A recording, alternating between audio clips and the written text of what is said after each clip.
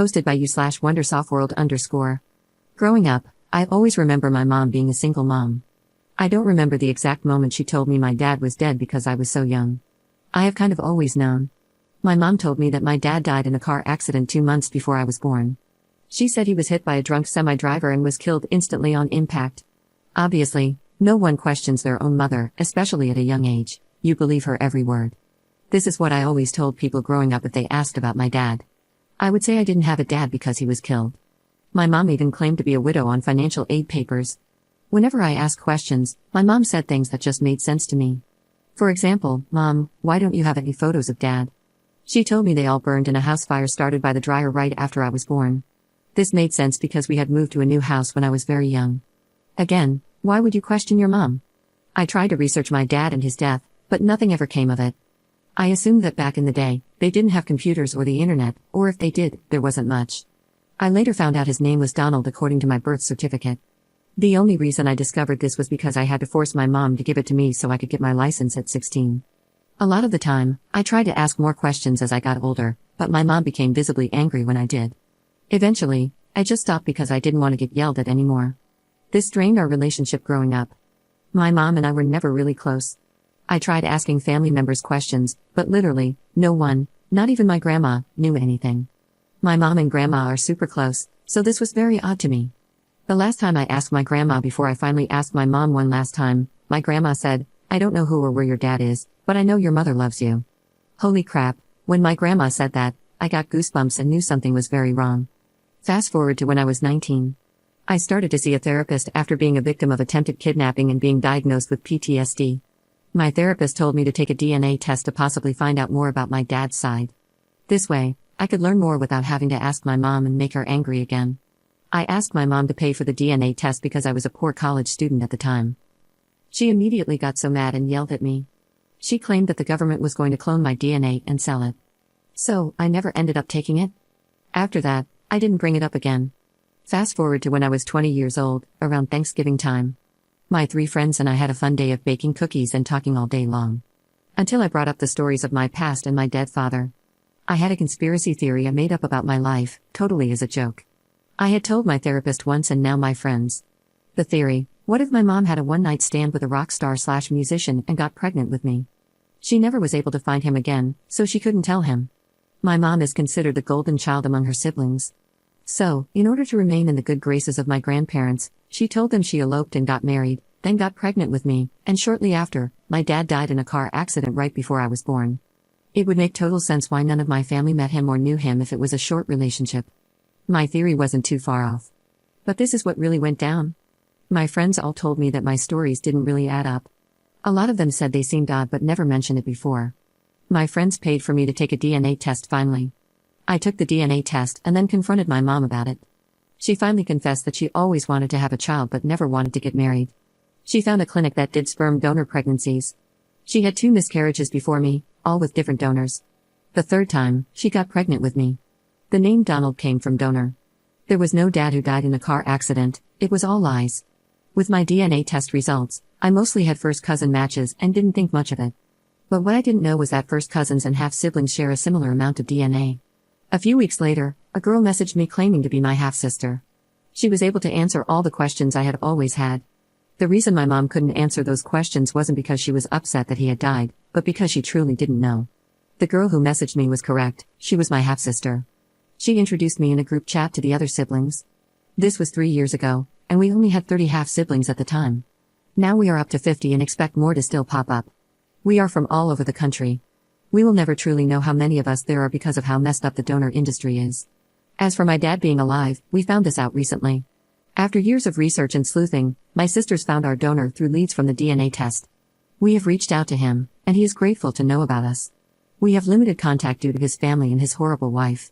His wife wants to keep her good reputation, as if helping families get pregnant is a bad thing. Partly, I think his wife is homophobic. She is very religious, and most of our siblings' parents are same-sex couples. Our donor never told his family about being a sperm donor in college because of his extremely Catholic background. I wish he would tell them so we could meet our cousins, aunts, uncles, and grandparents. But it's unlikely he ever will. He rarely talks to us, only occasionally saying happy birthday or Merry Christmas, but that's mostly it. Thankfully, He was able to give us updated and accurate medical information. There have been a few donor child stories on the Two Hot Takes podcast, but my story is a bit different from what I've heard before on the pod. Sadly, this is common in the donor children community. Many parents lie to their children with no intention of ever telling them the truth. In the 90s, no one ever expected DNA tests to be what they are today. Additional info from UP. I am in the USA. Everything I am about to state applies to my country. If you were in another country, you would need to do your own research on the laws. One thing to note is that the USA is the least strict and does the least amount of testing. Most other countries have actually banned anonymous donations. There are bills currently circulating to ban anonymous donations in the USA, but they are still being voted on. If his wife doesn't want to meet us, that is 100% fine with me. Siblings have asked to meet our donor, not her. She shouldn't be controlling his every move or deciding if he can meet his offspring or not. It should be his choice. A lot of what you are saying is what society has taught you to believe about sperm/egg donations. Many donor-conceived children are very against that way of thinking. No, it is not just donating and saying goodbye. You are creating human life. Whether directly or through someone else, it is still creating life. It is 100% natural to want to know where you come from. Ask any donor-conceived child or even people who are adopted, and they will say the same thing. Even children with two loving, amazing parents still express a desire to know more about their biological mom or dad. It should never be something you just do to make some quick cash and then forget about. Sperm/egg donation companies advertise that way because they know college-aged students need quick money and are too naive to think it through fully. Offspring will and can search for you, and there is nothing illegal about that, especially after they turn 18. Legally speaking, fertility/donation clinics are supposed to provide offspring with medical information or updated medical information whenever they request it. If the clinic doesn't have up-to-date information, they are supposed to contact the donor to get that information to provide to the offspring. Like I said before, the industry is very sketchy, and many clinics do not follow the laws or rules in place. We contacted our clinic multiple times, both as offspring and through our parents, and the clinic still would not give us the updated medical information that we deserve and have a right to. The donor also has the right to ask how many live births there have been using their sperm. Live births means how many babies made it to term, were born into the world, and lived. Some clinics will give identifying information, and some won't. But again, they are sketchy and did not do this.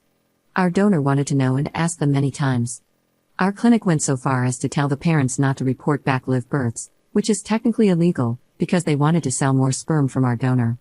He was a very popular donor, so the clinic wanted him to keep donating so they could make more money. Even after he wanted to stop, they kept asking him for more. Most parents of my siblings confirmed that the contract stated that after 3 live births, the rest of the sperm would be retired or destroyed so that there wouldn't be too many offspring from each donor. Obviously, this was a lie and did not happen. Because the live births weren't reported accurately, we will never truly know how many of us there are. The main reason we needed to find our donor was because our sister, now 27, had cancer at 22 years old. Thankfully, she survived and is now in remission, but most people with her type of cancer don't make it. We needed to find out if it came from his side. If it did, it would be necessary to know what kind of screenings, regular tests, or checkups we should be doing to catch or prevent the cancer early enough to treat it. We could also actively do things as preventive measures. The biggest reason for finding him was for updated medical information, not to meet him or have him as a father figure. None of us expected him to be a father figure. Some of my siblings don't even want to talk to or meet him.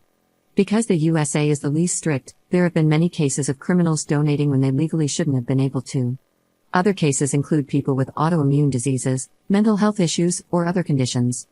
In our case, our donor should have been deferred, denied, because he has ADHD. He has passed this on to many of us, and now we have to suffer with it because he was not put through the proper testing required by law. By law, all potential donors are supposed to be screened for STDs, STIs, mental disabilities, physical disabilities, and criminal history. They also have to be 21 plus and either seeking a college degree or have graduated with a college degree. Most clinics here in the USA are extremely sketchy and only screen for STDs and, sometimes, mental illnesses like DID, Down syndrome, or bipolar disorder. Our donor never had to respond when we contacted him because he was originally anonymous, but he did, which obviously means he wants to talk to us and keep in contact. He was very happy to find out about us and even cried. Legally, there is nothing that says we can't try to find him or contact him. Being anonymous just means that the clinic will not give out any identifying information like his name or address. We are allowed to do DNA testing to try to find the donor and reach out to them. If he didn't want to have contact with us, he could have left us on red or not responded. Most siblings think it would be cool to meet him and his family. It isn't a life or death thing. We will be okay without meeting him or his family, but it would be nice to see what similarities we have or what we have in common with them. Update 21.5 months later. Hi to Hot Takes friends, I wanted to update you all about my story. I was 20 when I discovered that I had 30 siblings. I recently turned 25, and now we have 54 siblings. We are likely to find more during the holidays, as many people receive DNA tests as gifts or buy them on sale at that time. Unfortunately, we will never truly know how many of us are out there. The donor industry is extremely sketchy and doesn't keep accurate records of live births, allowing them to sell more. I got married in September, and we just received our photos back. 4 of my sisters were my bridesmaids, and one of my brothers attended as well. Most of them drove between 7 to 13 hours, and some even flew across the country to be there for the wedding weekend. This experience was something I never dreamed of as a little girl, but I am so happy I got to share my wedding day with my siblings by my side. My friends, who bought me the DNA test, mentioned in the original post, were also at the wedding and met my siblings for the first time. It was a full circle, surreal moment. Now on to the real tea of the evening. My family members still had no idea about any of this. Literally none of them. My wedding was my debut, you could say, of my mom's long-held secrets. I was tired of bearing her burden because it was never mine to hold. The wedding program included my siblings' names and labeled them as sister of the bride or brother of the bride. My mom had refused to give a speech at the wedding for some reason. I told her that a parent typically does this and that the groom's father was giving one. She still refused, so I told her my sisters would instead. She said that was fine, but I don't know what she expected them to say since they weren't going to lie for her either. They checked with me first to see if it was okay to talk about the siblings and how we found each other. I said, screw it, do it. During the speeches, it felt like dropping a bomb and then walking away. I got to sit back, grab some popcorn, but no literally, because we had popcorn as a cocktail snack, and watch the show unfold. My 3 sisters gave a speech together, and it was one of the funniest things I've ever heard. They talked about how we all took DNA tests and how I was found. The looks on my aunts, uncles, and older cousins' faces were priceless. I'm so glad we have a videographer and should be getting those back soon too. They were in utter shock and disbelief. Their reactions were almost as entertaining as the speech itself. It felt incredible to finally be able to speak openly about my life. Of course, I noticed a lot of whispering and strange glances afterward, but that was no longer my problem to fix. Thankfully, my narcissistic mother managed to keep it together during the wedding, of course, because she has to maintain a front for the world. However, the following week, once we were back home, she was absolutely awful to me, and she still mostly is. Ultimately, I believe it was 1000% worth it, and I would do it a million times over again. The truth always comes out. Since we found our donor and have some contact with him, I sent him photos of the siblings and me from the wedding. He was thrilled for us, wished us the best, and said we all looked beautiful. I replied, thank you so much. I guess we have some good genes. My friend and I met Morgan and Lauren at a live show, and saying it was one of the best moments of my life is an understatement. For the photos you've all probably been waiting for, I know Morgan has, I will attach them. It was a challenging journey to get here, but thank you all for the love and support along the way. Up in the comments. That's okay if you don't understand, and I wasn't expecting anyone to. I just wanted to share an update with everyone. If you think I'm a bad person, that's fine too. People on the internet only see a sliver of our life and our story. I wanted to go into my new life and marriage burden-free. Most of my extended family members, after the wedding, I will never see again unless someone dies or has another wedding. Our grandma was holding the family together, and once she passed, everything fell apart. Thankfully, I was able to tell my grandma before she passed, while she was still well enough to understand. She wasn't upset and was very accepting and happy that I got to meet my siblings. If you go back to the original post, most of the reason my mom came up with this story was to stay in the good graces of my very Catholic grandparents, especially my grandma. Now that she has passed, I thought it was the best time, and likely the only time in my life, that my siblings and extended family members would ever be in the same room. My sisters didn't go into detail about my mom's lies. They kept the focus on the good things, like our sibling relationship and how they found me and my husband. They basically said we are all here today because we decided to take a DNA test for fun and discovered 54 plus siblings. They never once mentioned anything about donors, lying, or the dead dad story. But you can probably assume my family members were left to use their imagination. Even before the speeches happened, my mother was not nice the entire day. She wouldn't smile in photos, she didn't show up to the mother-daughter first look, instead, she arrived 4 hours late, and she never once complimented me or my husband about the wedding, my dress, or how I looked. Then, to top it all off, I reluctantly agreed to a mother-daughter dance after my maid of honor convinced me many months prior. Instead of using that moment as a special time between us to chat or express how happy she was for us, she used it to yell at me, quietly enough that you couldn't hear over the loud music, but loud enough to know it was rude yelling, and belittle me. All while I had to stand there dancing with her, smiling to make it look like everything was fine to our guests. So, yeah, after all the awful things she did that day and throughout my life, I wasn't going to let her ruin our wedding day.